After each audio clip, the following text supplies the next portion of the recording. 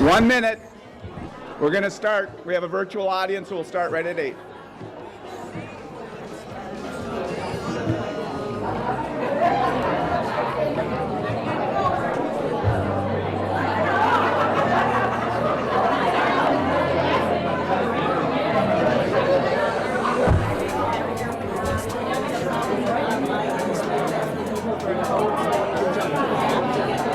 They're asking for what? Oh, but you start at 8, right? Right at 9. Yeah. No, but I'm going to start, right? Yep. Okay, we're going to get started. Thank you. You might. We have another hybrid audience going on here, so there's about 80 people online, and including about 100 people in this room. So we've actually got a nice audience, but because of the virtual, we want to make sure we're kind of prompt with the times and that kind of stuff. So welcome to our 9th Conscious Capitalism Community Program. Let's give a hand for that. By show of hands, who hasn't been to one of the previous 8? Okay, so a little bit. Just so you know, we started this Conscious Capitalism chapter in 2018 in May, actually in this room, May of 2018. We're one of about 35 chapters in the world, maybe 20 some in the United States. And we're the only one in Michigan. So that's kind of, we should be pretty proud of that stuff. So we're getting our legs under us. We've done these community programs now twice a year, May and October. You'll see in your brochure that the next one's October 11th, I believe. But welcome everybody. My job is Mark Sauter, or my name is Mark Sauter. Yeah, my job is second, right? I'm part of the leadership team for this region, and I'm going to kind of MC us through the day, make sure we get everybody kind of time checked, you know, and pull them off with the hooks and all that kind of stuff. So I'm kind of the meanie one, you know, during this program and stuff, keeping people on track and everything. But again, welcome. What I'd like to do is invite Regina Heinrich, our executive director for the Stevens Family Center for Business here at SVSU, kind of representing SVSU, to welcome you to the venue.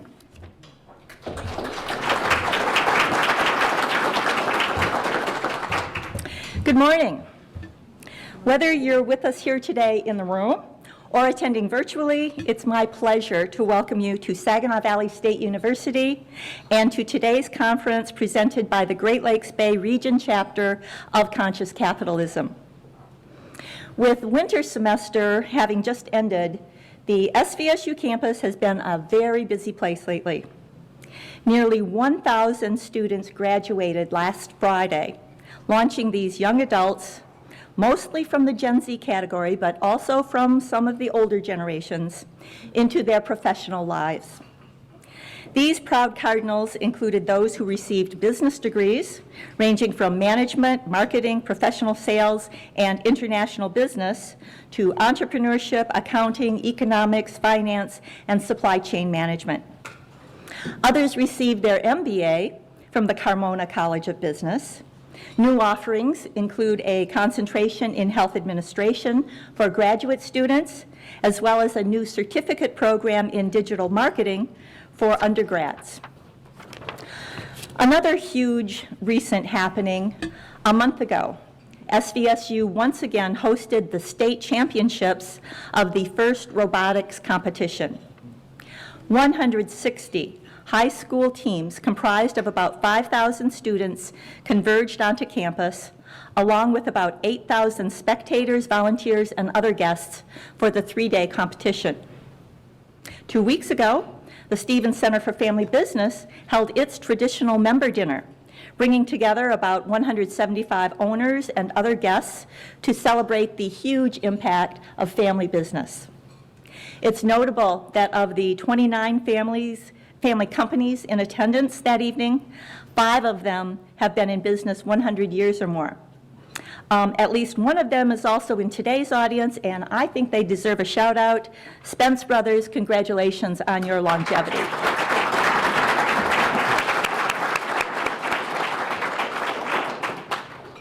Tomorrow, business and community leaders will gather at SVSU's new Riverfront Saginaw Center for a ribbon cutting, establishing this downtown off-campus site as an alternative location for classes, trainings, and events. I look forward to seeing many of you there. So, why this sampling of a few SVSU recent happenings? To illustrate an important point, Saginaw Valley State University is immensely engaged with not only the thousands of students who come to campus for traditional degrees, but with people of all ages, spanning the generations, and from all sectors, and for a wide variety of reasons. In fact, in recognition of its expansive bridging of the classic town and gown divide, SVSU received the prestigious Community Engagement Classification by the Carnegie Foundation, a unique distinction held by less than 10% of universities nationwide.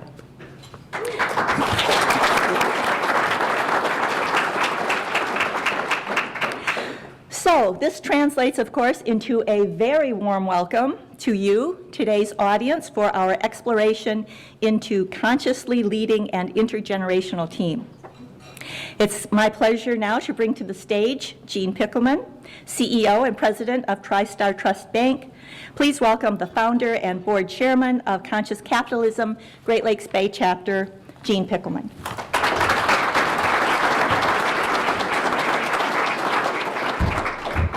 Thank you, Regina, and thank you, SVSU, and all the resources that you put into place to make this event happen. We have Andy in the back. He's making sure everybody's online, so thank you. And it's my pleasure to welcome all of you, both online and in person here, on behalf of the board. The board continues to work hard to bring these types of events together so that we can expand the knowledge and practices of being conscious business leaders. And so we're really excited to do that. And so today is a real special day. Angie Krenz and her leadership team have done just a fabulous job in putting today's schedule together, along with Mark being the MC. They selected DeLinda Forsythe, who's going to be speaking today, and I just wanted to comment a little bit about our relationship and how we got connected. DeLinda and I have been part of Conscious Capitalism for some time now, and over the last couple of years, we joined the Senior Leader Network, which comprises of many CEOs throughout the country. And what we do is we share best practices. We go to the CEO Summit and we meet. DeLinda and I actually were in what we call a brain trust group. It's a small group whereby we get together basically on a monthly basis, and that's how we became really good friends. But what really intrigued me about DeLinda was that we were really connected by one thing. We both founded our businesses, and we've been practicing conscious capitalism principles, the tenets, over a long period of time. And we can speak firsthand about what that does to the environment, your culture, and how you can impact community. It truly works by taking and raising the bar of these 4 conscious tenets and raising them within your company. You are going to have a positive impact on so many people. And you're just going to have to live with this. Your company's going to do really well financially. And so, but that connection is whereby we have the joy of seeing the benefits, of really seeing how we can impact people. And why we do what we do is to encourage all of you to continue to raise the bar and to make an impact on the people that are around you. And have that joy and knowing that, hey, we're really making a difference in this world. And so with that, I'm going to turn it back over to Mark, and welcome, and I hope you have a great day today. Thanks.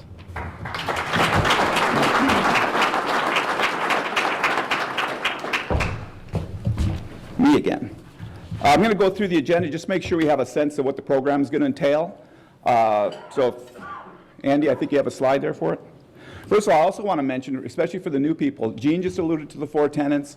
I might allude to the 4 tenets. We had a slide up there with our 4 tenant partners, as we call them. There are 4 basic principles or tenets within conscious capitalism. I won't cover them now, but DeLinda will be covering them briefly in her presentation. So kind of stay tuned when she hits those 4 tenets. For those of you who are brand new and you're hearing this new language, she'll be touching on it and stuff. So just remember these 4 tenant kind of concepts or 4 principles. So again, I don't know why I have the announcements up there, but let me try to go through. DeLinda is going to come in, and what we're trying to do today, as the title represents, is basically speak to that, embodying the principles of conscious capitalism, these 4 tenets, deeply into an organization. It has to move from senior leaders into middle management, into people that really are not, we always think of leaders as hierarchical. They have to have people under them. That's not true. Okay, you could be a solo practitioner. You could be a person that has that advocacy for this kind of movement. So that's what we're trying to generate, and actually kind of turn the baton to these next generations to basically say, if this is going to work, we need people that still have 20, 30, 40 years ahead of them to make it work. Okay, so that was the basic premise of this presentation, or this whole day in the panel, and it's actually the nice tee-off for DeLinda to be able to help warm us up to that, because she's got real-life storytelling experience with that. But again, keep that in mind, that we've recognized that we've kind of been on the educational plane for the last few years. We may be trying to attract senior leaders or executive leaders to this movement, and we still want many of you, by the way. You'll hear at the end, please join. But the intent is for you to be successful as senior leaders, as any organization, is we have to move these concepts or embody these concepts more deeply into your organization, specifically those people with the energy and the years ahead of them to make it happen. So that's how this program came about. DeLinda will kick off for about 30 minutes. We'll then move to a panel discussion made up of the cross generations, as you'll see. By the way, I represent the millennials, but they didn't want me on the panel. They said, no, you can't be on the panel. But then it'll lead to, so DeLinda will kind of tee us up with her philosophy, basically excerpts from her book, her story. It'll go to Sam Jones, who will help facilitate the panel. They have about 30 minutes, 40 minutes? 30 or 40 minutes to be able to discuss and kind of get us all warmed up to that. And before the panel, though, I'll invite John Wywell from Franklin's Credit Union to just facilitate a quick 5-minute table exercise. So you can get a little bit more intimate at your tables with what I'm saying and what DeLinda is saying. And you can talk about it for a little bit, and we can also get the panelists up to the stage during that time. So that, and then when the panel ends, they're going to invite DeLinda back for about another 10 minutes to basically kind of interchange with DeLinda now and have that. So a lot of it is to create this kind of dialogue, make this a safe topic, talk about how we kind of need to blend those kind of multi-generational, intergenerational facets. You'll notice in the brochure, there's a lot of capability for note-taking, okay? So along the way, please, our challenge to you, whether you hear it from me, whether you hear it from DeLinda, the panelists, or somebody in the networking part of the thing, what 2 things are you taking away from today? What 2 things can you say, and you go back to work and say, aha, I spent 2 hours at SVSU, what couple things did you take away? That's our challenge to you. So don't get overwhelmed with all the note-taking, but simply think that we're trying to guide you to the fact that we want you to take away 1, 2, possibly 3 insights that are relevant to you and your situation. So with that in mind, I'm going to introduce our keynote. I've got a script here that has been provided to me. I'm not real good with scripts, as you can tell. But I first want to say I've gotten to know DeLinda personally over the last few months, mostly through Zoom. And then yesterday, touring Saginaw all day, we went to various stops. And her husband, Tom, by the way, is with her. They've been on a 6-week crusade, leaving from San Diego in their little kind of RV. And they've been to Atlanta, and they've been to Kansas City, and she's presented and done activity there with 2 of our other chapters. So this is her 3rd chapter, and then leaving tomorrow back home to San Diego, finally. But I first want to say, before I introduce you, thank you for bringing this weather. I think she deserves a hand for that, okay? Yeah, forget the presentation. I mean, we just want this weather to be here, and thank you for bringing the weather from San Diego. So let me introduce DeLinda. DeLinda Forsythe is a 35-year-old executive and entrepreneur in the contract furniture industry. The most rewarding years started in 2006 when she founded Innovative Commercial Environments, ICE, from a spare bedroom. Tom had to move. ICE is considered by many to be San Diego's most creative office furniture dealership. In partnership with millennial coworkers, she realized the dream of creating a workplace that allowed employees to thrive and reach their potential, not only at work, but as individuals and as parents. This was an ideal that she had never experienced, but believed could be attained and would result in not only measurable business success, but a more joyful life for all participants. ICE has experienced unprecedented revenue growth to include being on Inc.'s 5,000 fastest growing companies list from 2014 through 2020. Only 4 San Diego companies and 1.5% of US firms have achieved that recognition 7 times. This accomplishment set DeLinda on an 18-month research mission, crusade, to understand why. Why was she getting that kind of results? Her research introduced her to conscious capitalism movement, and she shares her 15-year journey as an ethical entrepreneur, as well as insights of other conscious leaders in her first book, Inspiring Generational Leadership, sitting in front of you. Please welcome to the stage DeLinda Forsythe, my new friend, CEO, founder of ICE, Innovative Commercial Environments, and author of the Inspiring Generational Leadership.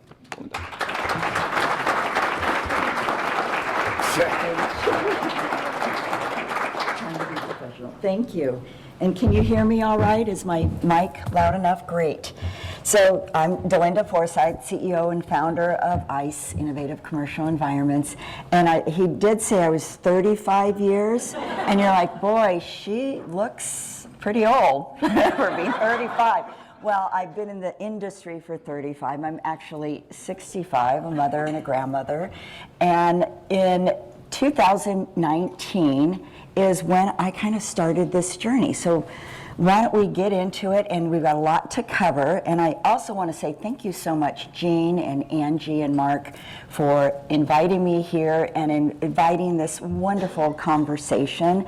And I hope it sparks something in you. I hope you listen to these words and say, what can I take away? And visualize yourself as the speaker up here, like, I could do that. And that's what's so great, is that these are simple concepts. These are simple ways of behaving and acting that anybody can do with incredible, measurable results is what you'll experience in your life.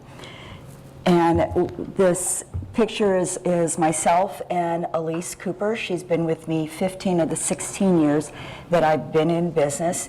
And Elise and I and other millennials actually helped create our leadership strategies. So that's Elise and I. And there's a lot to cover, and this is what I'm going to cover as quickly as I can so that I can get this done in 30 minutes, is why did I start ICE? What is conscious capitalism, and why is it more relevant now than ever before? What was the original vision of capitalism? Is the Great Resignation truly the Great Escape? The key takeaways of inspiring generational leadership and understanding the virtuous circle. And we're going to cover 3 key points from the book. Mentorship is mutually beneficial, aligned values, succession planning, which I know is going to be really important to this community. I can't believe you have 5 businesses that are over 100 years old. Do you know the average length of business for an S&P 500 is 20 years? That's not resilient. When you're focused on profit, you're not going to have a long length of existence, but this community understands that. You understand the importance of a family business, and having 5 companies for 100 years is very impressive. And then how to learn more about conscious capitalism. So why did I start ICE, Innovative Commercial Environments? I founded it in 2006. I was a single mom at the time. I had just met my wonderful husband, and my son was accepted into Georgetown.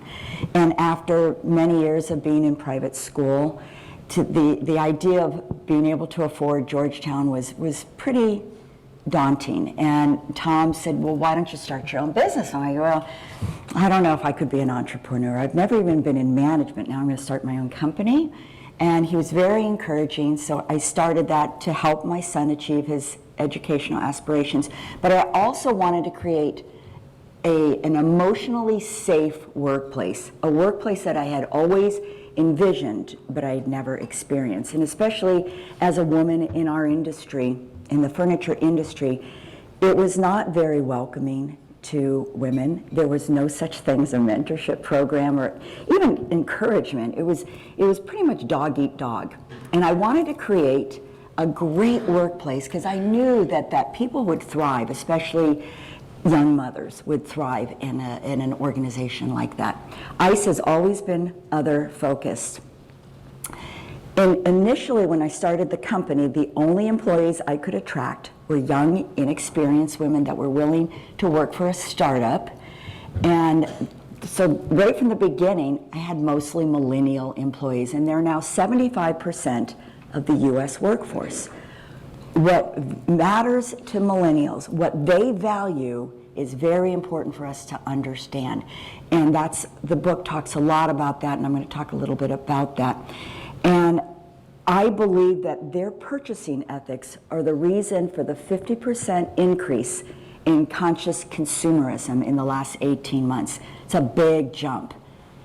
And I believe it's this elevation of all generations of how important it is to be a conscious consumer. So that's the background of ICE. And in 2019, we had been on the Inc. 5000 for the sixth time. We've now been on this prestigious list of fastest growing companies in America 7 times. Only 1.5% of US corporations have achieved this. And our lowest growth in that time period was 62%. The highest was 150%. Our industry, thank you, Jeanette. And our industry doesn't grow leaps and bounds. It's single digit. We hadn't acquired any other businesses. This was organic growth. And it was very unusual because I saw a lot of companies that started at the same time our company started, they're no longer in business. And a lot of companies in my 35 years of being in this industry, only one still exists that I work for. Because I worked in the industry for 20 years before I started my company. And only one dealership still exists. So we're not a resilient industry. So I was trying to figure this out, and that's when I was introduced to the Conscious Capitalism movement, the book, the organization, and I will tell you, Jean, Angie, Mark, these are some of the finest business people you will ever meet. Some of the finest business people I have ever met, whether they're in Kansas City or Atlanta or Austin or any of the other chapters, Los Angeles, San Diego. We have a San Diego chapter. These are some really great people, and you just kind of want to hang out with them because they're fun people to hang out with. So I discovered conscious capitalism, and I also discovered that ICE intuitively engages the principles, the tenets of conscious capitalism. And these values, the 4 tenets, align with the values of the younger generation. And that's where I think we're going to really get some movement. Because with 75% of the workforce being millennials and the Gen Z generation also following in the same footsteps, they have the same values as the millennials. And with this kind of engagement, I think you get really sticky engagement in your companies. So like Mark said, that are you going to talk about the tenets? Just really briefly, there's 4 tenets: higher purpose above profitability, that the true purpose of business is to elevate humanity. And our higher purpose is creating space to transcend the ordinary. So what we do as a company is we create beautiful physical spaces that transcend the ordinary for our customers and for their employees, but we create safe emotional space for our employees to transcend the ordinary. And quite frankly, if you talk to our employees, they feel like my family, they feel like my children. So I get kind of emotional when I think about them. They will tell you again and again how great it is to work at ICE, how they feel valued, how they feel appreciated, how they feel special. So we've had tremendous success in creating the safe emotional space. Conscious leadership, conscious culture, and stakeholder integration. All stakeholders are equal, not just shareholders.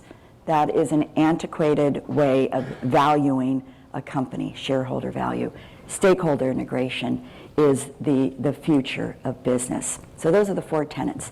And what's interesting is that in 2012, I think is when Firms of Endearment came out. Raj Sisodia wrote Firms of Endearment. Raj Sisodia and John Mackey co-wrote Conscious Capitalism.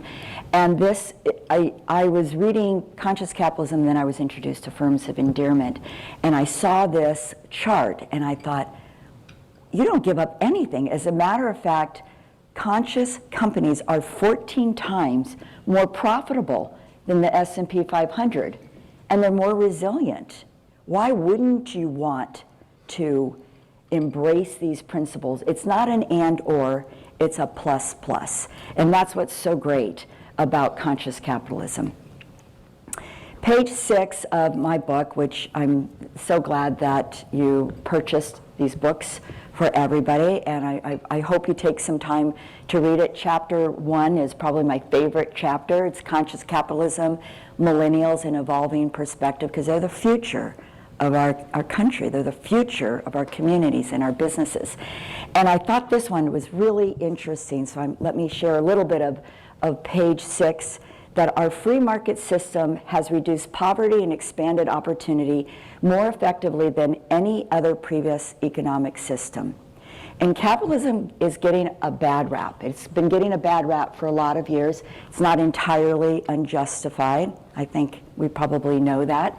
But since 1990, 36% of the global population lived in abject poverty, 36%. By 2015, that number had plummeted 65% to only 12% of the global population living in abject poverty and hunger.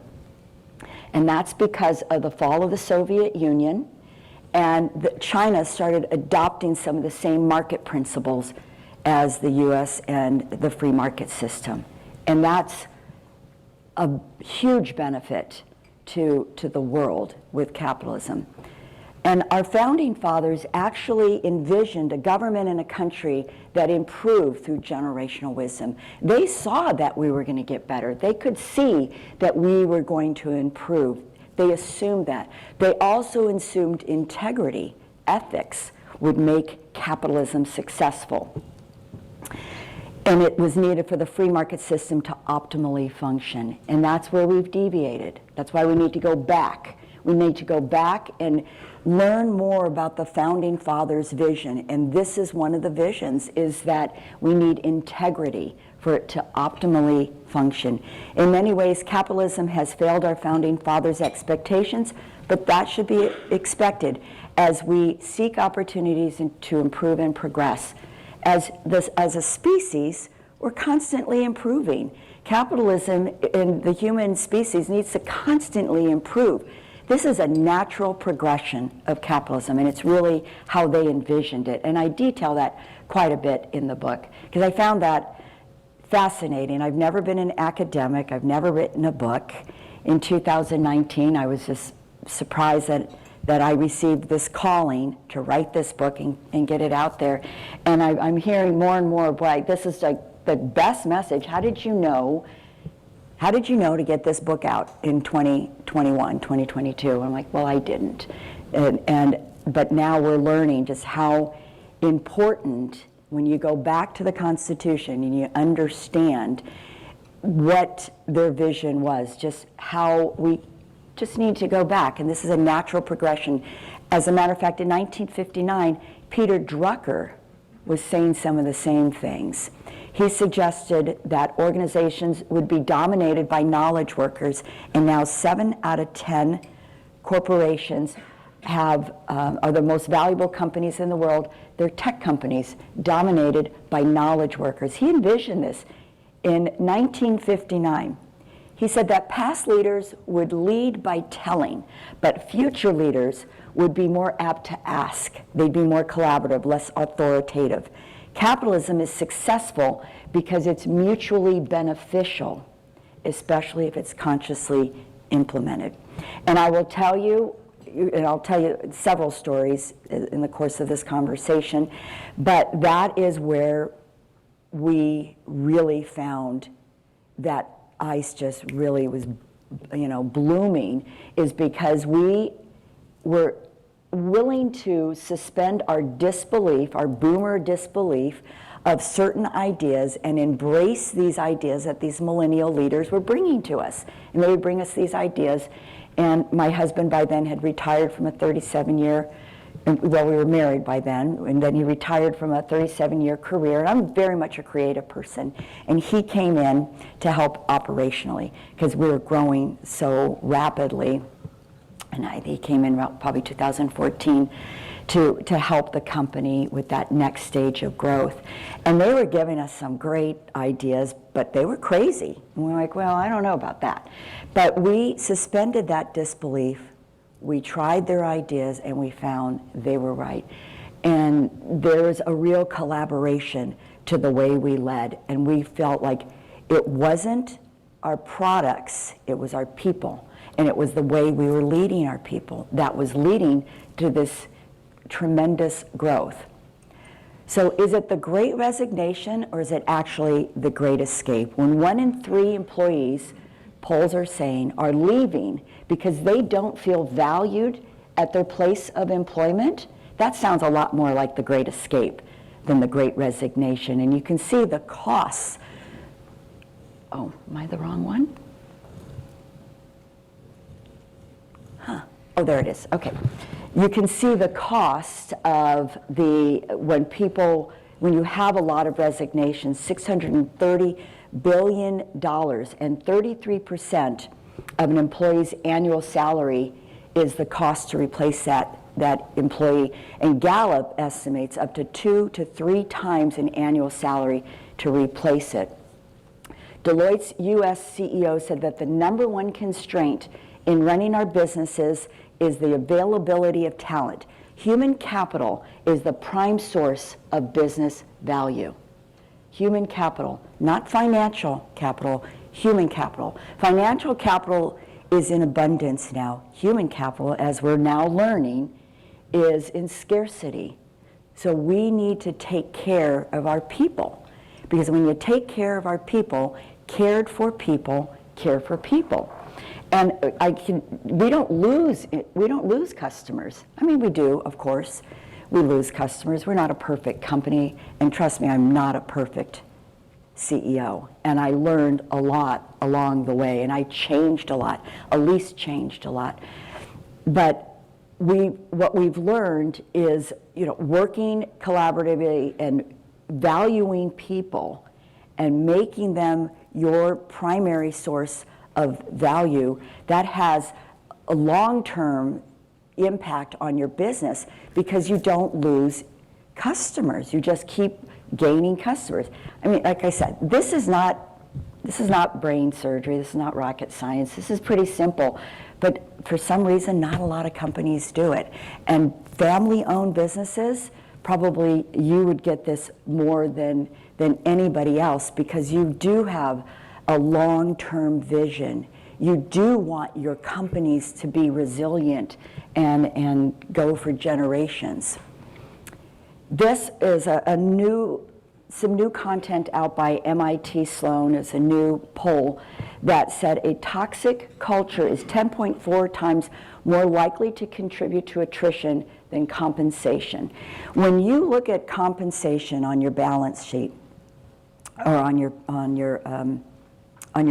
annual budget, if you will, or your balance sheet, or your P&L, you can see that the percentage it could be 40%, it could be 50%. It's a high percentage of your costs to do business is your employee compensation. To create a engaged culture, it could be 1%, it could be 2%. I'm telling you, it won't be more than 3%. And you can maintain, not just maintain your employees, but you maintain engaged employees. That's the difference.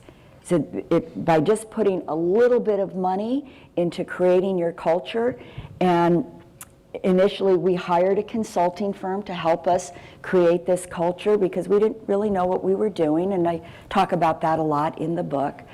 And we brought in the millennials and Tom and I to help create this culture, and we talked about it, and we created our values together, and then we turned it over. That didn't cost really anything after that. We turned it over to our employees. We have a main culture warrior that they have committee meetings, they get together and they that, okay, maybe we bring in pizza for them, or, well, we're San Diego, so it's more like kombucha and greens, right? We don't really bring in pizza. Kale. Anyway, that it just doesn't cost that much to create this great culture, and the benefits are phenomenal. I mean, you can see how we've grown. So let me talk to you a little bit about ICE, Inspiring Generational Leadership and the Virtuous Circle. Inspiring Generational Leadership is a 15-year case study of ICE, a company that has had tremendous financial and societal success because we developed our leadership strategies with our employees. It wasn't a top-down, it was a top-down, bottom-up, and peer-to-peer strategy. We created these together. We created them in collaboration, just like Peter Drucker said. You need collaboration. That's how millennials want to work. And I've had friends of mine, I have a lot of millennial friends, that when they read that first chapter, almost said called, but they don't call, they text. They texted me, I just really love this chapter. It's like, you really understand us, you really get us. And we would hear that from our employees, how much you respect us, you respect our opinion. I'm like, well, yes. And again, we've always been like that, right from the beginning.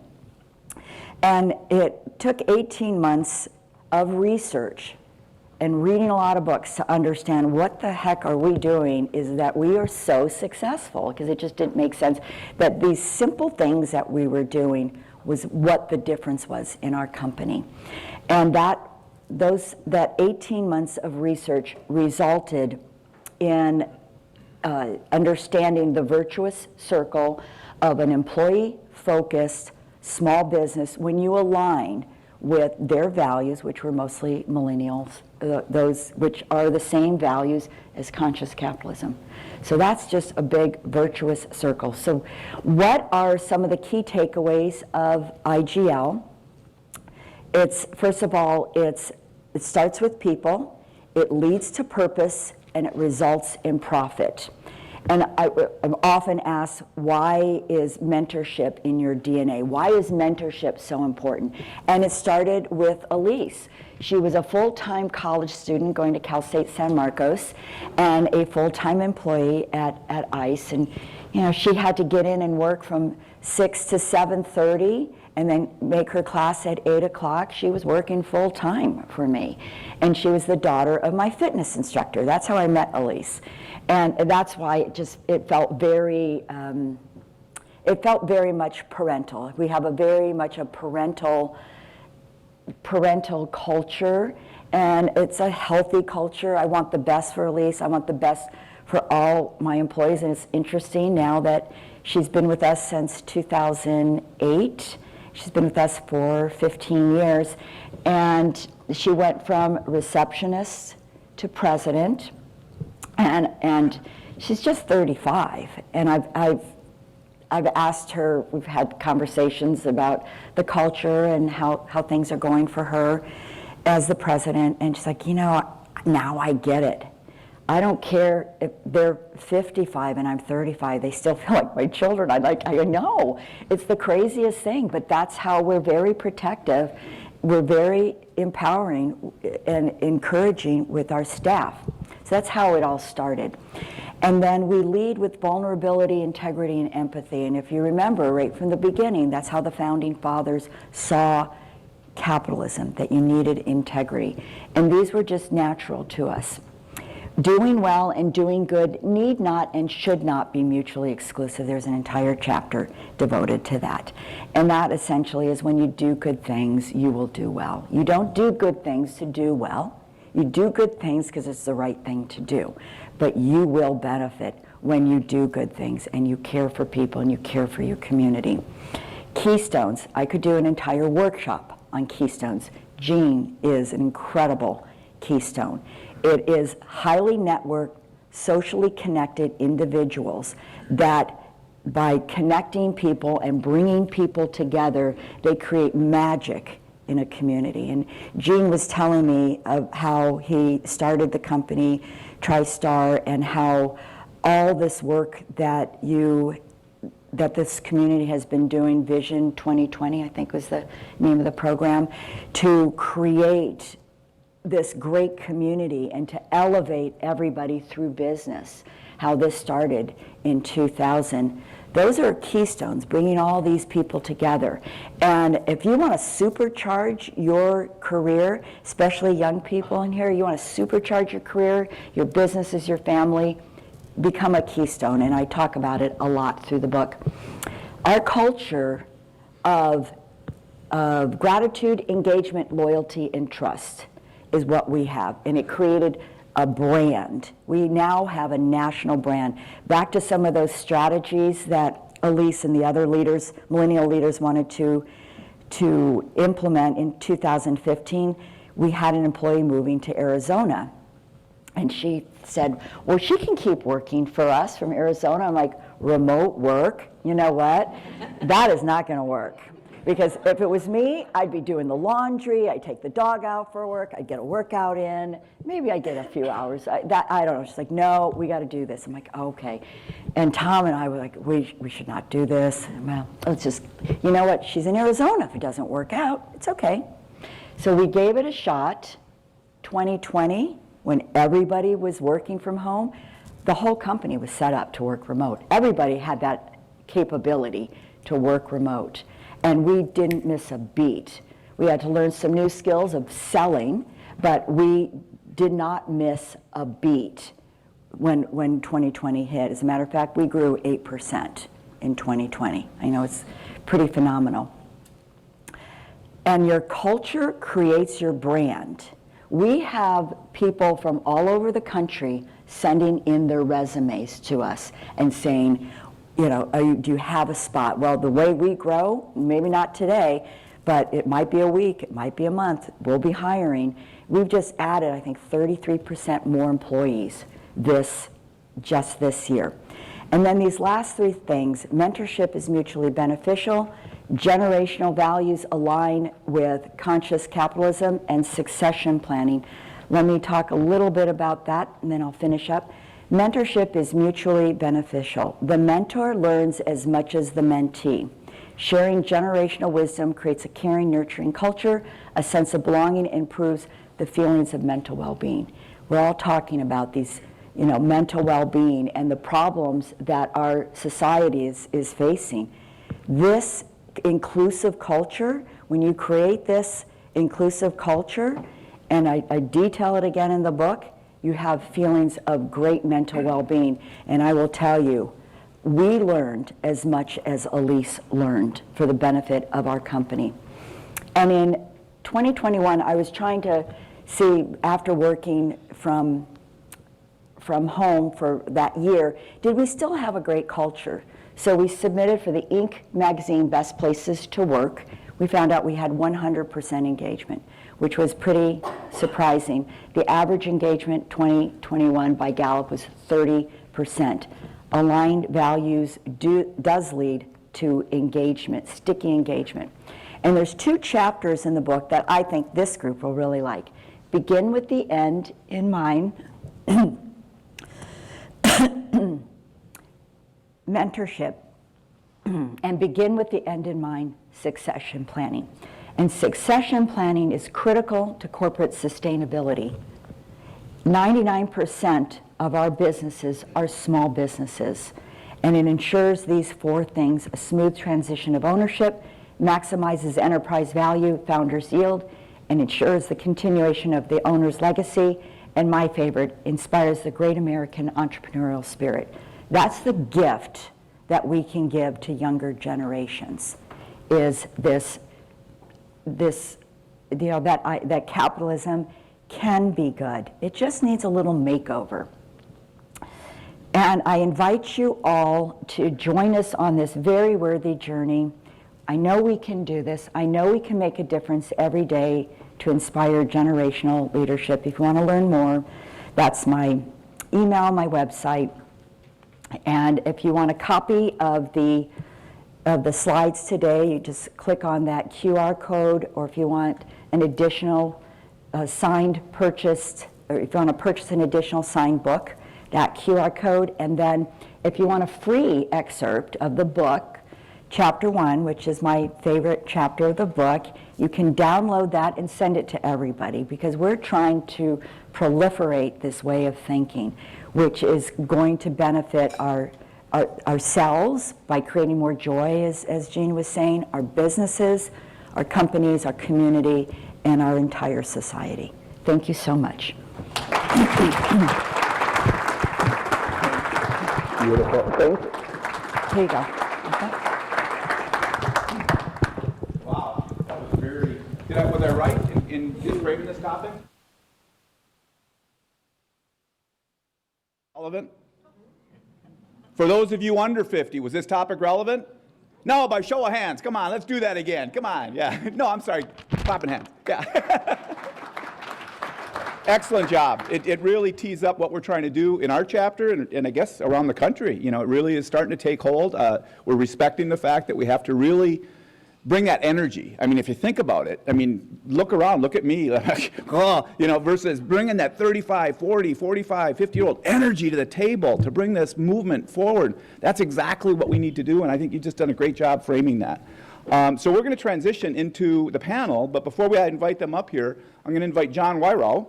John is a consultant within Frankenmuth Credit Union, actually kind of an employee/consultant. But John is also on our global leadership team, chapter leadership team here on Conscious Capitalism. So I've had the pleasure of working with John for about a year and a half, working with Frankenmuth Credit Union. Great place to work, great person to be with. So John, if you'd come up, and he's going to introduce about a 5-minute exercise to have you discuss at the table while we get the panel up here.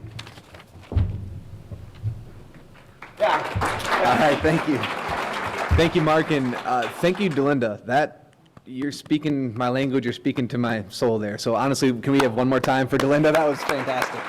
Thank you. So yeah, before the panelists come up, we want to get our wheels turning a little bit. So we're going to have some discussion at tables, also online. I want you to blow up the chat line on the online participants as well.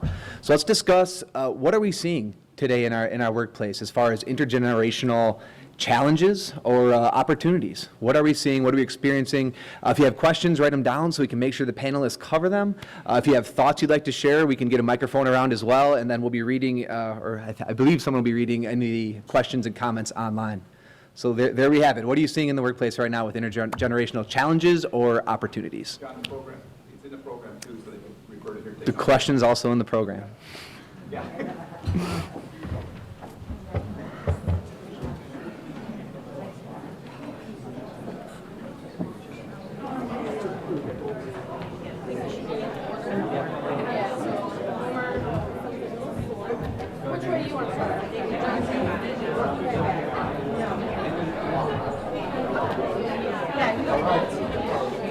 Well, you're going to be standing there. I think you're going to invite DeLinda up too, right? So you got one too many chairs. Okay, that's fine.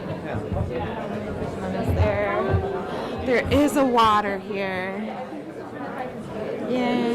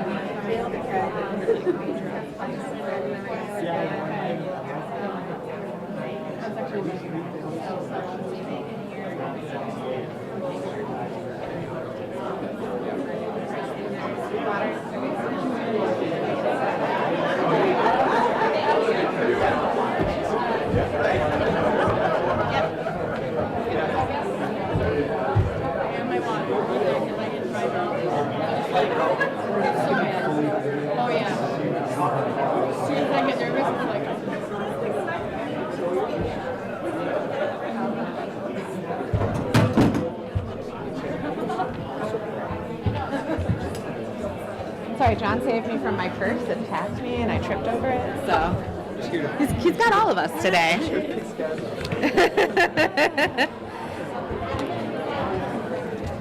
All right. Can you like see me over the computer screen because you couldn't see Regina's face? Oh, I don't know. Oh, right here. Yeah. Yeah? Okay. I'm tall enough? All right.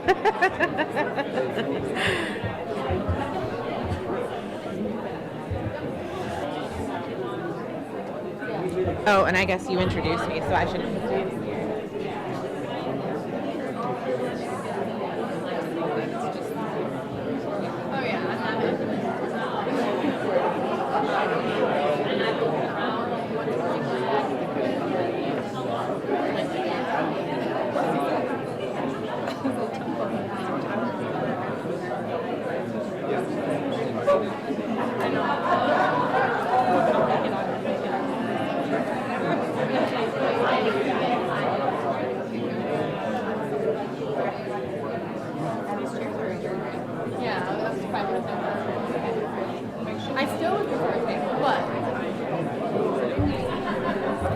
All right, thank you all so much. If we can get your attention back up here. It's always hard to get them back. I know, it's awesome to hear, actually. Awesome conversation, everybody. Thank you so much. So we're gonna shift on over to the panelists now. Thank you online folks for anyone who offered any comments or questions. And next, can I get your attention up here? We're gonna go to the panelists next. Everybody, come on. Can we put your hands together? So we're gonna ask the panelists some questions now, and we're gonna bring up Sam Jones. She's executive director for Partner Shift Network, and she's also on the leadership team here of Conscious Capitalism. This is Sam Jones.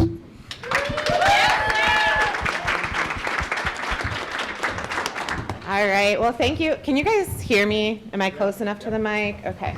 Thank you, everyone, for being here with us today and for honoring conscious capitalism and for spending some of your precious time with us. We have some awesome people with us today here to talk about their experiences with intergenerational leadership, and so I want to give them the opportunity to introduce themselves. They're going to tell us their name, their role at their company, and which generation they identify with, as well as why they're here and why they believe in conscious capitalism. So, Emma? All right. Is this thing on? They gave me a mic, that's dangerous. Hi guys, my name is Emma Rogers. I am an insurance agent with Future Insurance Agency here in Saginaw. I started in the industry when I was 16 years old, so I have just over 10 years of workplace experience. I identify with the Zillennial generation. If that's a new word for you, that would be the Millennial Gen Z combo. The years typically range from 95 to 97, somewhere around there. I was born in 95. It's never polite to ask a woman her age, so please don't ask anybody else their age. So I'm freely giving you that information. I am here because I truly believe that we are in a great position right now in society to implement such great change in the workplace. And that starts with an open mind. And I think that's kind of why we're all here today. Hi, I am Jessica Hillborg, and I am the VP of Administration at the Frankenmuth Credit Union. I identify with the millennial generation, and I'm here today because at Frankenmuth Credit Union, we embody this whole concept of conscious capitalism, and we really value human capital, and I'm excited to talk about that today. Good morning. My name is Dale Walk, HR Site Director with Morley Companies, and I identify with Generation Extra Special. Very true. We sometimes get a bad rap. I'm not really sure why that is, but when we get into the granularity of it, we see ourselves as independent, tech savvy, but not tech dependent. We've learned to a degree to improve on work-life balance. So we kind of get a little sensitive on this subject here. You might, yes. Yeah. It's been my pleasure to serve the Morley organization for almost 23 years, a company that's been in business for 159 years. And when I joined the firm, we had maybe 115, 120 people, and today upwards of 2,700 associates and across 29 states. And in this post-pandemic environment, this topic is extremely important to us, not just this topic, but overall when we talk about uniqueness, right? What people bring to the table and what we should be doing to recognize and how we can further recognize the individual uniqueness that someone's going to bring to help us in this environment. We'll talk a little bit about that, I'm sure, today. Thank you.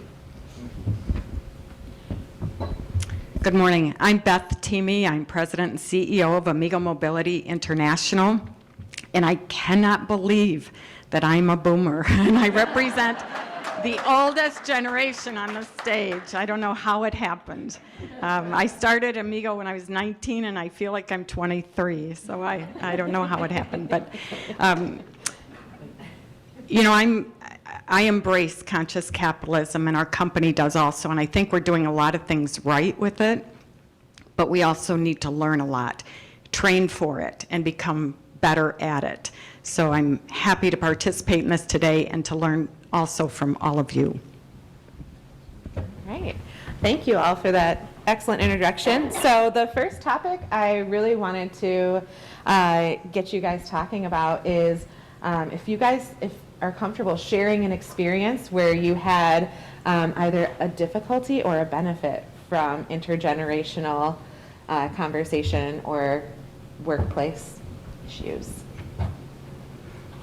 So I'll kick it off. All right, Beth, do it. So it wasn't difficult, it was just different. Okay. We had a storage closet at Amigo, and our daughter came to us and she said, I want to turn that storage closet into a telephone booth. Okay. Why? She said, because when you're working at your desk and you need to make a personal or take a personal call, there's nowhere to go. You know, it's something I'm very practical. Every bit of money we invest in the business is for, we think, the right reason and the best outcome. She was thinking of our people and how they felt. And when you're driven by that, you know it's a good decision. What it did was, yes, we converted it. It's a cute little telephone booth now, and it is used. But it really sent a message to all of our team to say, we care about you, we recognize that moment of quiet that you need, and we created that environment. So it sent a good message, and it was a good idea, not one that would have started with me. Yeah, that's really cool. I never would have thought of something like that. That's awesome. Does anyone else have an experience they'd like to share? Sure. A number of years ago with Morley, we needed to take a fresh look at our orientation program, right? We've grown a lot, so we've had various iterations of this program, and a number of us put a lot of time into that. So maybe some of you have said to yourself, yeah, I've been with the company a long time. We built that. We did that for a reason, right? But then you get this young crop of talent in and new ideas, new perspectives, and you think to yourself, what is this all about, right? And DeLinda, you talked about that, welcoming those perspectives. And so we assembled a group, a cross-breed group of people that were going to help us represent not only what we had done for a long time and why we had done it that way, but then also these new ideas. We had an executive a number of years ago who, maybe you've heard this before, but you know, it takes the young people to keep the older people from drying the place up, right? But then it takes the older people to keep the younger people from what? Blowing the place up. So you got to have all these perspectives if you want to have that meet today's needs, not just today's needs, but where you go. And so we assembled that group and picked up those perspectives, and we have a better program for it. Yeah, I think that to go along with what you had to say, at the credit union too, I've done my job for quite a long time, and having someone else come in and step in and be able to do things and do them differently, and be able to understand that their approach to it is different than what I would do. But it is okay. It's okay to delegate that and to accept that their approach isn't wrong. It's just a different way of getting to that ultimate goal. So, Thank you. I don't have a specific experience in mind, but I will say that during the height of the pandemic, it was very interesting to watch Gen X and the boomers the light bulb went off for remote work. Because we, as Gen Z / millennial, have always kind of known that the ability to work from anywhere or the ability to do a job in a different way was possible. But it was nice seeing the light bulb go off. It really was. The light bulb turned on and stayed on, hopefully. Next question.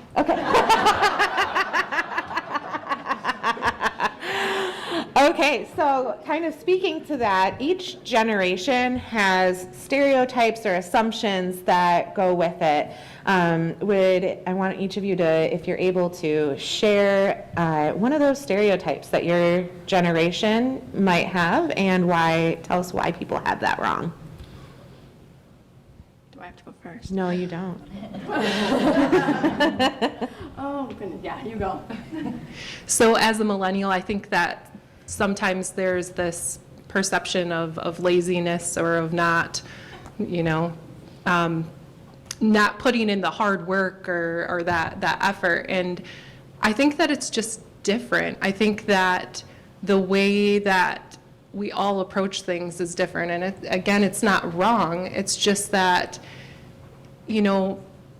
how you approach something just may be a little different. So it ends up being the same result, and a result that is well achieved, but it may just not be the direction and the path of nailing in 100 nails. It just might be using a machine to get you there. So I always like to say that I don't care how you get from point A to point B as long as you get to point B. So it's kind of similar, I feel, in that sentiment. Emma? Okay, she teed me off because I was going to choose laziness and work ethic. But I think that from my peers and myself, I think that we're a generation, and we're focused on productivity, but being focused on the end result of everything.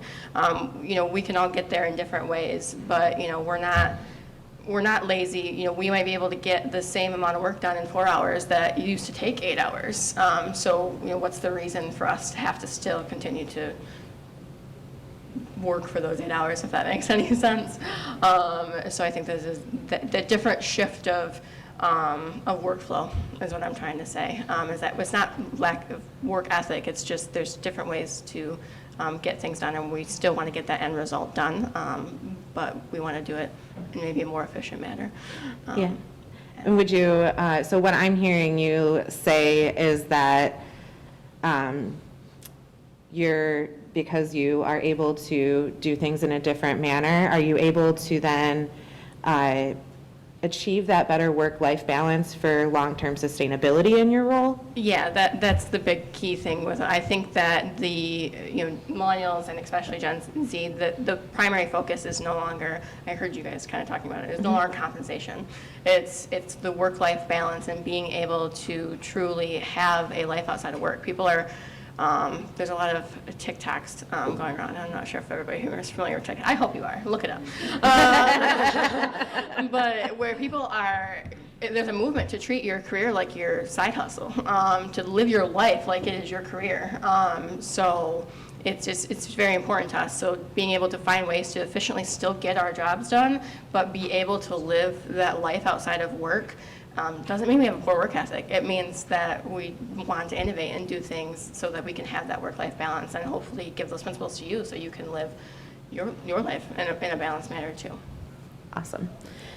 I was just going to add, so in our company with Morley, there are several things that we bring to the market, meetings and incentives. We do trade shows, and we do contact and technical centers serving, a number of Fortune 500, Fortune 100 firms. The point I want to make is, I'll take those contact centers as the example. So you're calling in, you're chatting in, many of you have done that for different products, right? That is something that's extremely measurable. You can measure what those folks are doing, the length of the calls, right, the after-call time when they're keying in information, the accuracy of what it is that they're documenting, right? And what we have shown with our clients is that the folks that we've moved to work at home status, and of our 2,700 folks, 85% of them are now working from home, where prior to the pandemic we had no more than 100 people working from home, just to give you an idea. When we look at those measurements, those folks are doing extremely well, and a lot of those are the younger generations that are into the technology and doing all that. They're doing a phenomenal job, so that work ethic is there. I will also add that, some of you have probably found yourself, if you're older, thrown into technology, and we have found a lot of folks that are doing incredibly well in that way too. So those stereotypes, the younger people aren't going to get in and get it done if they're working on their own, not true, and those older folks are stepping in and proving that they can handle the technology. So just an added couple of notes there on the generations. Yeah. So what about your beloved Gen Xers? What's one of those stereotypes you think Gen X has that might not be so accurate? Sure. Well, I'm always fascinated listening to the younger generations, and we learn from you clearly, in terms of valuing a number of different things. As a Gen Xer, I still focus a lot on, I like to save my company money, and I like to make more of it myself. So those are important things. That's why we're there. We're in business to be profitable, but that is not the only reason that we're there, to be profitable. And like your generations, we get that, and I know the boomers get that as well, and that's why we're all here today, focusing on the greater cause, the purpose. And I really liked what DeLinda said about how business is here to elevate humanity. I thought that was a really, really interesting insight there. So that connects there. So I have to admit that I'm a work in progress. I'm in training. We all are, this, Beth. We all because are. I come from that work ethic where we started the business. My husband started it before I arrived, and I saw what it took to do that. Mm-hmm. I do think there are different approaches. I think one of the things I look at our parking lot and I see 130 people with car payments and mortgages and putting kids through school and trying to find their living, and my responsibility is to, yes, meet everybody's needs, and if they want to work here, there, whenever they want, and all this kind of stuff. But I also have a higher purpose of making the whole company successful too. I think it's a little bit more challenging if you have a strong culture to keep that culture when people are working off-site. So we're trying to figure that out. I have to honestly admit, I'm not great at it yet, but we're getting better. And the kids keep pushing me, which is a good thing. Do you mean your kids specifically? Yes. Okay. Yes. Yes. We have those conversations, Mom. So we're trying to balance, and we have adopted programs where people can have a flex day or a flex day every other week, or work from home every other week, whatever they choose to do, because we're trying to balance it. We're also into manufacturing, which requires people on the Physical job. presence, yeah. But I do think my generation came from a startup kind of mentality. My parents were from the Great Depression, and I don't think you escape those feelings that you're ingrained with. So I have to admit, this is not magical to just get there, but I think we have a very strong culture at our company. We have low turnover at our company, and we try to accommodate what the younger generations are looking for. Awesome. Thank you so much for sharing. I would like to let you all know, if anyone in the audience does have questions, please raise your hand. We'll have you stand up, ask the question, and then I will repeat it for everybody as well, so that our panelists can hear from you all as well. So if at any time you do have a question you'd like to ask, go right ahead. So I have been both in the corporate world as a, working in a big company, and then of course course, now I own my own company, which is childcare, so there is no work from home option, first of all. And I hire a lot of Gen Zers because, let's face it, I can't pay them a lot. And so they use us as a springboard. So I can sympathize with what Emma says about the Gen Zers, wanting to really have that good work-life balance.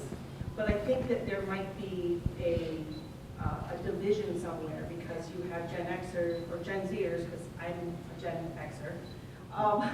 So I've got a big gap of employees where I don't think I have a millennial. I might have one.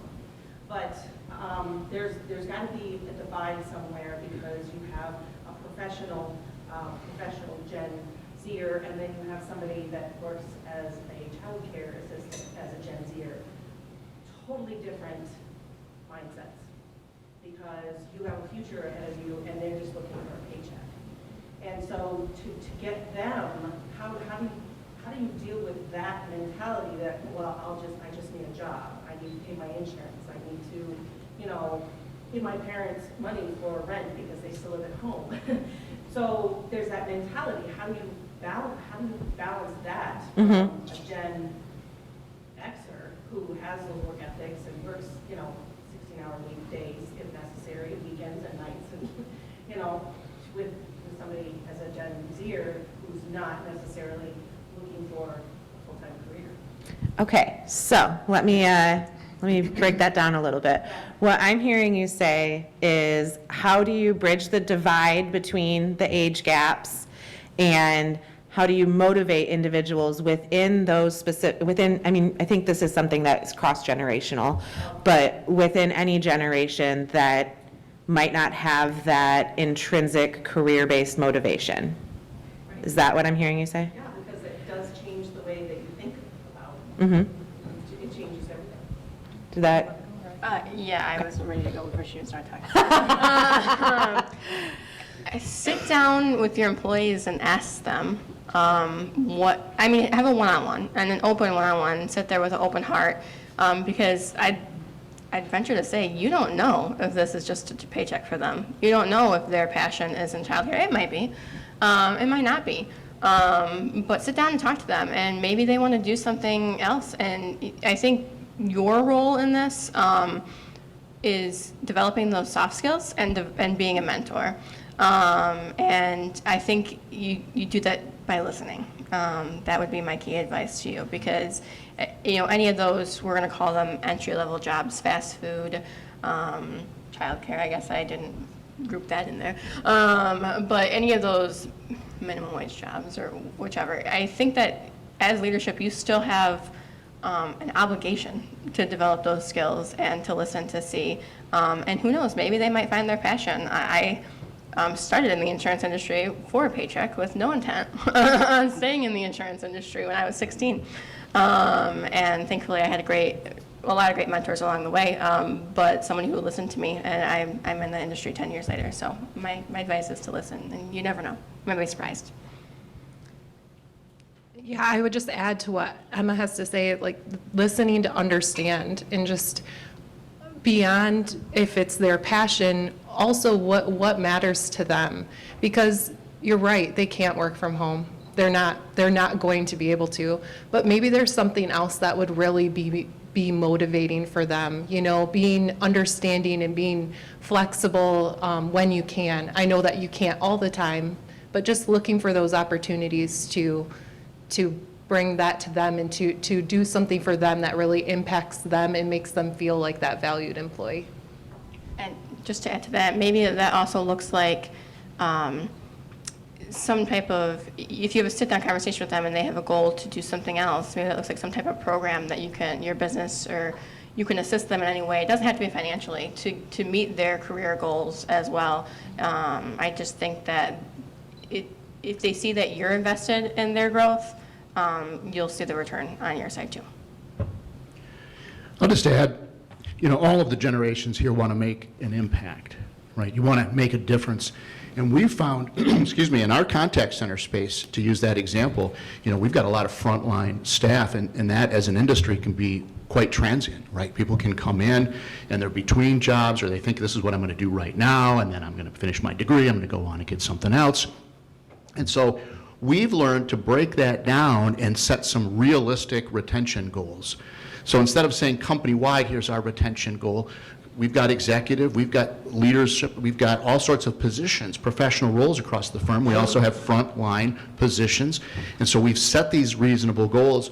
And so these are great tips that you both are giving. I would also add, one of the things that we've found with some of these frontline folks is really focusing on the purpose, the impact that they can make. So no, they may not stay for 2 years. You might be thinking, 2 years, I'd be lucky if they stayed for a year. But how can you get them to stay that year instead of 6 months? So how can you turn 6-monthers into 1-year associates, right? How can you turn 1-year associates into 2-year associates? Of course, our twisted plan is to get them to really love the place and stay even longer and see the opportunity that's there. Turn them into 23-year associates like That's you? right. That's right. But focus on it in bite-sized pieces, and it won't impact all of your staff, but you might be surprised with 1 or 2 or 3 that stick with you for 2 or 3 years. Do you have, you good, Beth? No, I'm good. You're good? Okay. Take a quick look here. Okay, we got a question over here. I don't know if I really have a question or more of a statement, because just as the daycare situation, the healthcare industry, nurses can't work from home. Yep. There is no break in healthcare unless you're at an administrative level. And then, monitoring a unit and then staffing and keeping them positive. And I love this concept. And it's one of the things that I drive home every time I interview my employees or bring them in, is I always tell them that my office is a safe space. If they need to come in and drop whatever's on their mind before they go into work for the day, I'm always trying to remind them that I'm there and I'm available for them.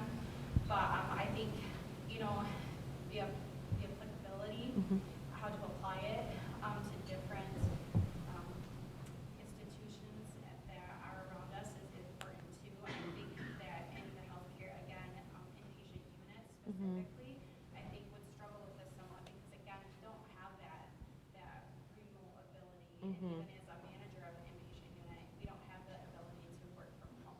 Yeah. We have to be present on the unit all the time. And so to think about all the stressors that these individuals are faced with every single day, every minute, every second of their shift, that is probably one of the biggest struggles that we have. Within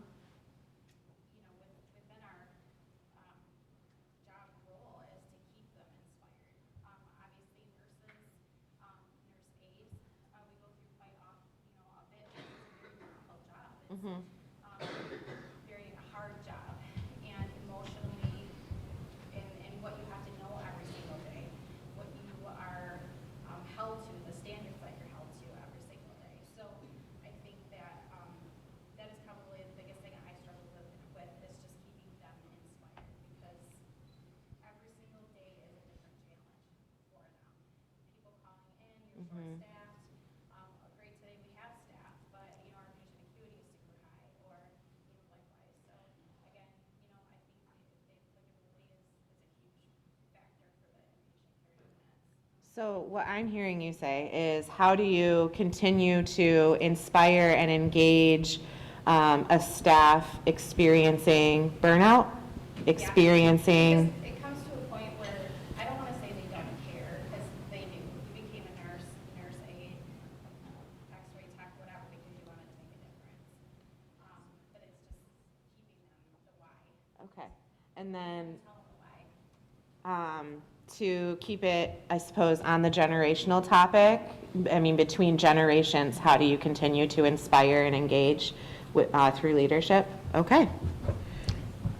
I can take this one. I think it really depends on, in your circumstance with nurses, it's like you really have to discover, identify what love language that individual has, Is it where they need recognition, or is it we're bringing lunch in for them? It keeps them going and makes them, or, it might not be any of that stuff, but it's trying to figure out and dial down what each individual, needs. And I agree with you. It's a tough thing. It's a tough. Very tough thing, and it is like somebody else said.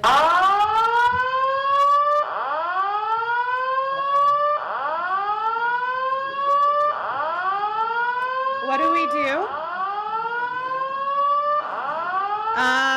So I suppose this is a fire situation. Everyone stand up. Let's form a single file and walk calmly outside, please. Thank you for the interruption, or thank you, whatever.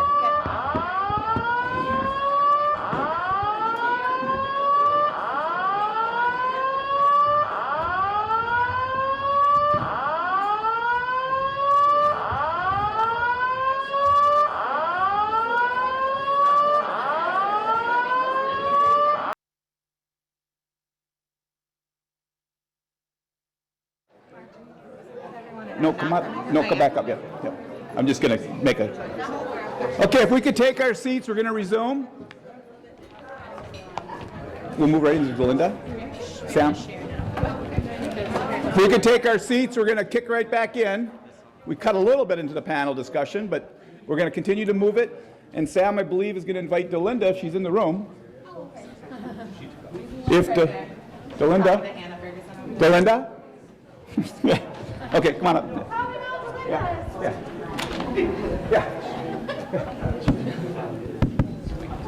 Okay. We're inviting DeLinda back to the stage to be able to interact with the panel, please. DeLinda.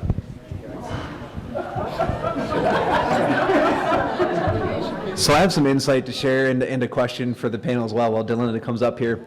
But a lot of the questions that we had over the last two questions anyways were about, how do we engage a workforce? How do we have different things that will engage them when we are remote working is not a possibility, or anything else to lighten the load is not even possible. And one thing I found, there was a point in time I was a millennial, I still am, managing a large array of different generations and in a very high burnout capacity. And so we talked about just asking questions, right? That's amazing advice, but there's twofold. The reason that's so important, okay, they're burnt out, so why are you burnt out? And what ideas do you have to make it easier, to make this job more desirable, to make it to make you really, really enjoy this? And there was twofold. The reason why I wanted to share this is because, yes, we learn a lot as managers, we learn a lot as supervisors, and I will encourage you to not, sometimes you hear the most crazy question ever and you're just like, Mark's telling me I got to wrap up. Very sorry. What I'm trying to say is sometimes they learn a lot about management also when there's just sometimes things are not possible. So it's a mutual learning experience when you sit down and ask those questions. Sorry. If you'd like to hear more from John Wyrau, he does have a podcast, and he would be happy to share that with you.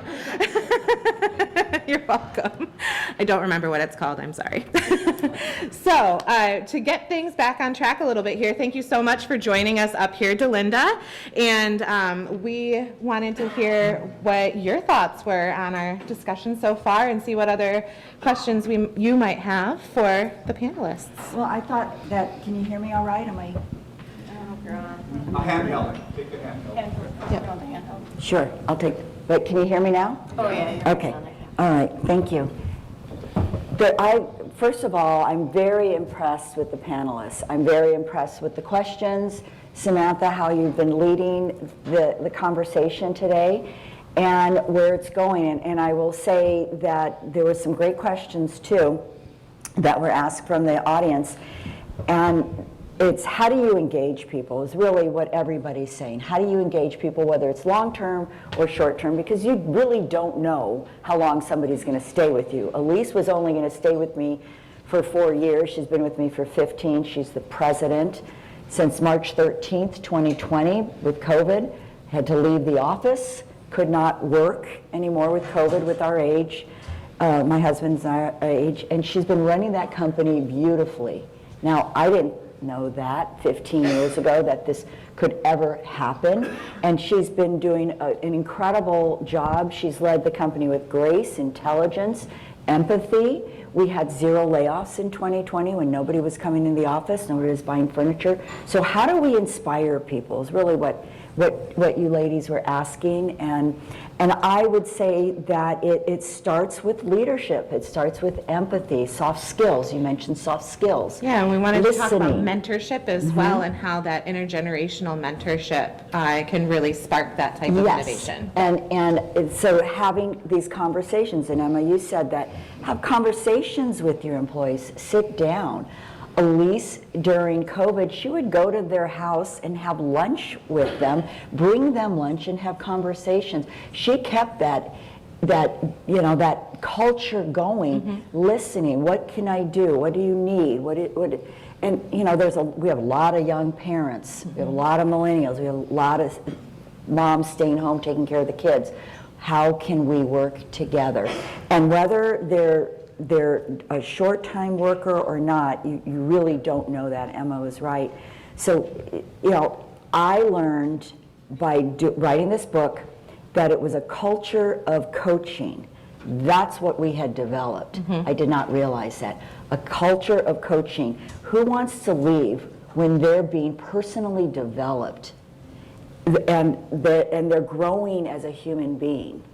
And I will tell you, you don't know what you don't know, and as a leader, we're constantly evolving. That's what, Beth, that you were saying, we're constantly growing. We shouldn't be so hard on ourselves. Sometimes I think our culture, we're so focused on what we're not doing well and how we're different. Let's focus on what we have in common. So as a leader, let's talk about those things, and you develop a commonality. So that culture of mentorship can be at any company in any capacity. So that's what I wanted to say. That's what I heard from everybody asking and talking. Beth, did you have something to add? I also think talking about your higher purpose. Purpose drives a lot of action. And I think if people feel the purpose of your organization and how they contribute to it and showcase examples of what they're doing to support that higher purpose, that can make a big difference and impact how they feel about what their job is. Yeah, I wanted to make a comment towards burnout. I think, I'm sorry, I don't remember your name. No, not Stan. I was Stan. It was mentioned earlier, yes. Yep, about burnout. So I know it's such a key word right now. And burnout and, anxiety, those type of things. All that is your body sending alarm bells. Something's wrong. I need something that you're not giving me. So if you are having employees experiencing burnout, ask them what they need. They need something mentally. They don't feel safe. Not in the sense of maybe physical harm, but emotional. They don't feel safe in their space if they're experiencing anxiety and burnout. That's true across your whole life. If you feel those emotions, your body's just trying to tell you that it doesn't feel safe. So I think that for your focus, especially in healthcare, is such a crazy field right now. I can't imagine. I think that your focus really should be on actually facilitating mental health support. Don't just say that you're doing something, do something. I don't know if that looks like facilitating some free mental health resources for your employees, but with listening, also that mental health piece is just so important right now. Okay. Anyone have anything else to add? I was just going to add to that, we recently participated with the Great Lakes Bay Mental Health Partnership, and they do mental health first aid training with a number of partners, national partners, and it's a terrific program, and I can give you the information if that's helpful. We moved about 25 people, and we're going to do more. The whole gist is not so much to try to make you the subject matter expert. I personally participated in it. The gist is to try to help you see those red flags, and you're already seeing them, and be able to connect them timely to resources. So it's mental health first training. If you search for that, and I've got some, I can point you to the people we work with. They were phenomenal. My team and I just did mental health first aid training 2 days ago. That was terrific, wasn't it? Yeah, it was great. You can go, you can get it through the Saginaw County mental health. And I think this is very much a generational topic because, the old school approach, if someone's having an issue and it's attendance or performance, what was the approach 10 years ago? Get them out of here, broom them, we're done. That's not how we do it. Yeah. Right? We're going to take the time, we're going to better understand what's happening. It doesn't mean they're going to stick around for a long haul because we've got a business to run too, but we're going to help them. We're going to do the right thing and get them to the solution so that they can get the help they need. Maybe they'll come back at a point that's better for them and help us be successful at a later time. So. Excellent. Well, we have time for just one more question I want to ask you all. What is something you believed early on in your career about working with different generations that you think differently about now? I'm popcorn style here, so you guys just take it. So I think early on, I started at the credit union at 19 years old, so I thought, I didn't understand the concept of learning from people across all generations, and that it's so important, especially in the industry that we are in. We serve people across all the generations, so we need to be able to understand what their needs are and how to help them. So I think that it is just really important to understand that no matter where you fall in that spectrum, you have a voice, and it's important, and you need to be heard, and also you need to listen and understand what others need as well. So I just think that starting out, I just thought that it went more by age, it was more like that's the wisest person in the room is the oldest person in the room, but really everybody has a voice and has a good purpose. Excellent, thank you. Would anyone else like to share? I think maybe to get to the point where we remove labels. Yeah. And we get in the people business and we just talk to people and not prejudge and label others. Love it. Would anyone else like to share? Well, there's a lot of information out there about diversity and how important it is to have diversity in every way because it provides better solutions in the long run. And the more diverse a corporation is, whether it's age, gender, or race, or whatever affiliation, you're going to get better solutions. That's about the only thing I can add to that. No, that's amazing. Thank you. Would anyone else like to share before we close things out? I'd like to say thank you so much to DeLinda and our panelists here for being with us today and shining a light on intergenerational leadership and how with conscious capitalism, business is the way we can elevate humanity. So thank you so much for everything that you guys have done for today, and let's give them a round of applause. Yeah.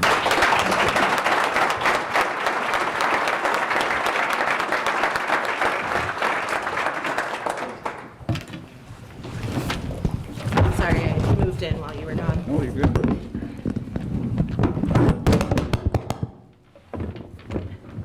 Yeah.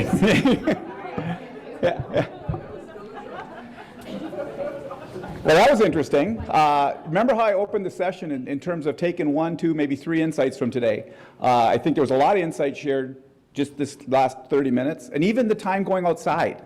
If you think about it, I mean, we got out, we got back in, and we restarted. We could have just kind of canned the program, if you will, with that whole, so that just that resiliency, being able to make it work again versus kind of being immobilized from it. To me, that was my takeaway. This is the first time it's happened in 9 of these sessions we've done, and so it's kind of like very good Sam and kind of flexible. Yes, we had to rein DeLinda in, because she was over having a coffee with somebody, but we were able to get her in because it was a little bit sooner and stuff. But what's very interesting, you guys touched on it at the end, throughout, was COVID. Really, there was some silver linings of COVID. One was if you asked people, 2 years ago, 3 years ago, about remote learning or using Zoom and all that, you had 1 out of 10, 2 out of 10 that were comfortable with that.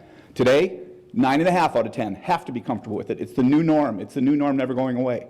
Same thing with well-being. If you had asked people 2 years ago about the importance of the workplace, fostering well-being and working on that, again, maybe 2 out of 10 would say, yeah, we invest in that and stuff. But you touched on it, Dale. I mean, it's a huge endeavor to be able to do that because the workplace, people are spending 40, 50, 60 hours of their life at work. The workplace can shape what they take home from work.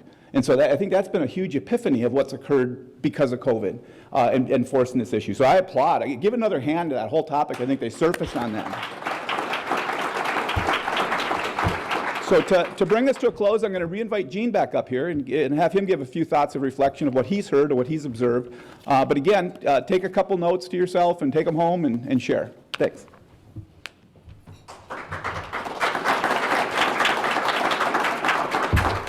Wow, what a terrific day so far, and thank you again, Angie, Mark, this leadership team. You saw multiple generations coming up here, actively involved, leading this. This is just a great example of what our company should really reflect, and creating some great experiences for you guys, and I just couldn't be more thankful. You know, as I think about all what was shared today. Again, DeLinda, a fabulous job. Thank you, Tom and DeLinda, for making this trip all the way out here. You have just, you've just done a tremendous job, and given us a lot to think about in how we're approaching things. And you know, as I reflect on just all the questions that came up and were shared, I just couldn't help but thinking, you know, the answer to those problems are within the 4 tenets. Is this a cultural issue? Is this a leadership issue? Are we really leveraging our stakeholders? Have we really promoted our higher purpose to everyone? Because that's where you create the unity. That's why people want to come in and work. And I think you guys have really shared that. You want meaning. You want purpose in it. And so really, that's what I take away from all of this, and we're going to continue to drive. One last thing, I'd like to thank all of our 4 tenant partners who, and you saw the list of them, they financially contribute to this, this movement, which allows us to offer this free. Anybody can sign up. What we're all about is getting this message out. And if it wasn't for those 4 tenant partners, we wouldn't be able to do that. But they not only provide the financial support, but the leadership support as well. And right now, I'm going to invite one of the leadership team members who really does a fabulous job in promoting conscious capitalism throughout the region, and that's Bob Martin from Applied Imaging. And Bob, thank you so much for what you do. Thanks. Good morning, everyone. Bear with me. Got a few announcements, and we'll set you free to the world. Okay.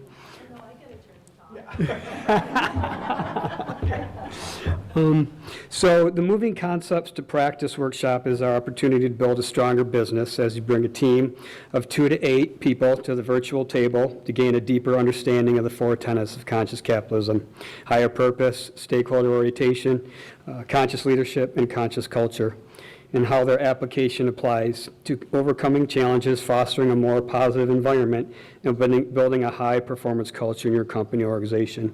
You can learn more at consciouscapitalism.com/events. Then with that, as part of our chapter's onboarding process, in addition to Moving Concepts to Practice workshops, we will be introducing some additional programming to help our 4 tenant partners grow as conscious organizations. 2 additional offerings will be aimed at becoming more conscious leaders. The first is helping to engage and mobilize their leadership team. In essence, helping them build additional internal understanding, support, and focus within their organization, specifically more broadly within their leadership team. The second is aimed at improving leadership effectiveness. While there are a lot of programs aimed at improving leaders' managerial or operational effectiveness, our focus is aimed at improving the transformational effectiveness. In essence, improving their ability to lead change in a manner that improves bottom-line results while also improving workforce engagement, enthusiasm, and energy. Watch for additional information to be made available within our chapter's webpage and within our upcoming newsletters. A couple of saved dates to keep in mind. Our next 4 tenant partner virtual CEO roundtable, I believe they're here.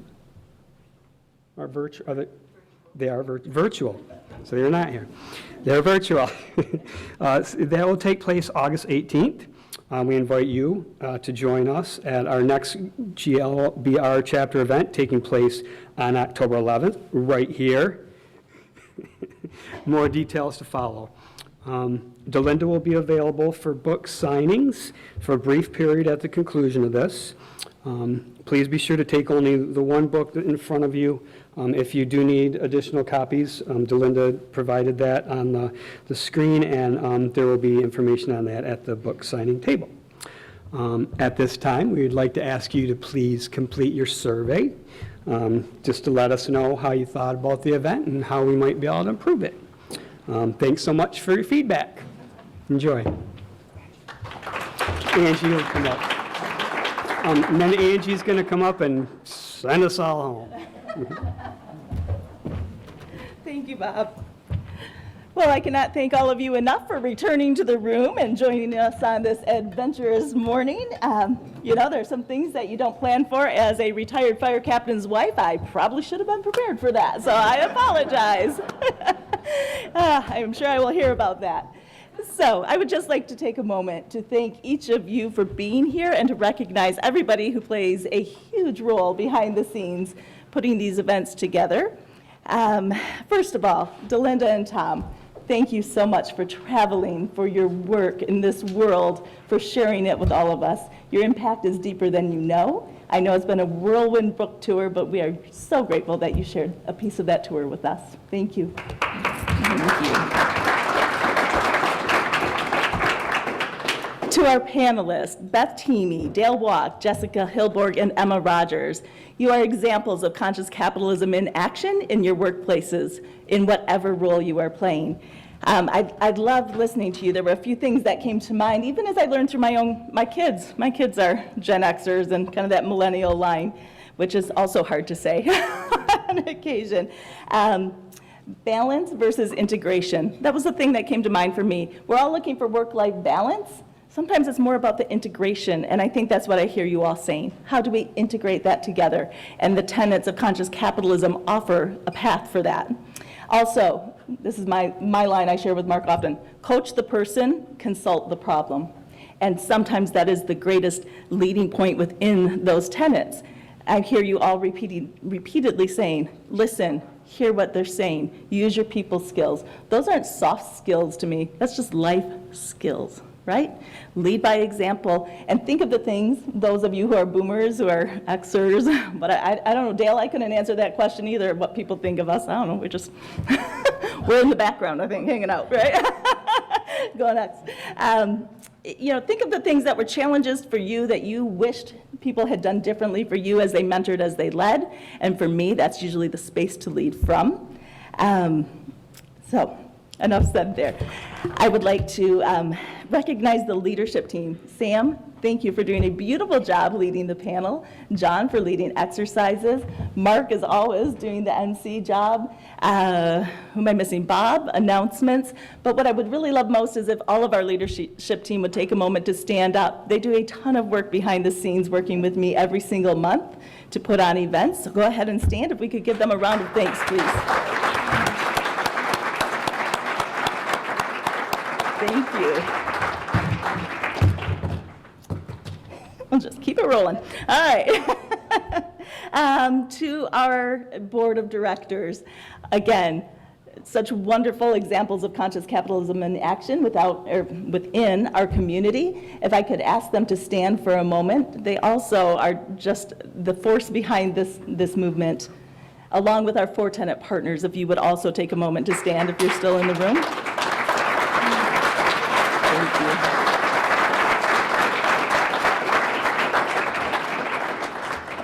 And next, our sponsors. I would like to thank SCFB, Stevens Center for Family Business, for being our venue host this morning, Reimold Printing for doing all of our print work, Harbor Light Photography. Lori is, I think, still in the room somewhere. Thank you. Thank you. And also to our book sponsors, Covenant Healthcare and Spence Brothers. Thank you for your generosity that enables us to provide really excellent opportunities today. If you'd also please give a round of appreciation to the conference center, the tech team, who really was having to be on their toes today, as well as our servers, everybody involved behind the scenes. Madeline, if she's in the room, we deeply appreciate what you do to allow us to host great events here virtually as well, so thank you. For those of you for-tenant partners who will be joining us for brunch, speakers, for-tenant partners, that was a special invite, and we are looking forward to sharing some further conversation with you. There's signage out in the hallway to get you to your destination, which is the Emeriti room. So I look forward to extending the conversation there. And then my final note, just conscious capitalism, it's a way of thinking. It's a way of thinking about capitalism and business that better reflects where we are in the human journey, in the state of our world today, and the innate potential of business to make a positive impact in the world. Each one of you has such a key role in accomplishing this, and it can be a heavy burden at times. And coming together in these shared spaces to share stories that are light and sometimes heavy, just for me, it's such an opportunity to be with like-minded individuals supporting one another in that space, knowing that there is a better way. And I cannot be more grateful for a room full of people and virtual attendees who are leading the way in that space. For me, as a leader 20 years ago, I didn't really understand when people said to me, you do things differently. I've never worked anywhere where I didn't have a boss, where I was my own boss. Like, hey, you manage everything you do in your life. You really don't need me to tell you how to do it, right? I trust you. I hear you. I understand you. We heard that repeatedly today. It is necessary. Most of you do it without even thinking about it. That's what makes you conscious leaders. So thank you for taking that piece out into the world and spreading the benefits of that throughout this Great Lakes Bay region community and beyond. Your impact and your influence is mighty. So thank you for that. Anything else? If you are interested in joining us as a for-tenant partner, we, appreciate these people beyond measure. They are the companies that support us by donating their funds, their time, their offerings, whatever that may be, such as printing and photography as well, to support us in doing this work. So if that is something that is calling to your heart to become part of this mission and locking arms with us, please reach out to me or visit our website. And is there anything I'm missing? Because I could talk all day. Yeah, I will grab that, thank you. As a final note, DeLinda will be over here at the table. If you would like to have her sign your book, she will be available for a period of time to do book signings. Tom, are you over there doing any kind of job? Do I direct anyone to you? No, Tom's out. Tom's headed to California, so, all right, so thank you. Did I miss anybody? Mark is MC, thank you.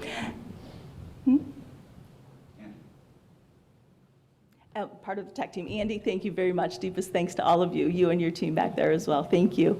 So have the most wonderful day. Let us know how we can support you in your conscious capitalism journey, and take care.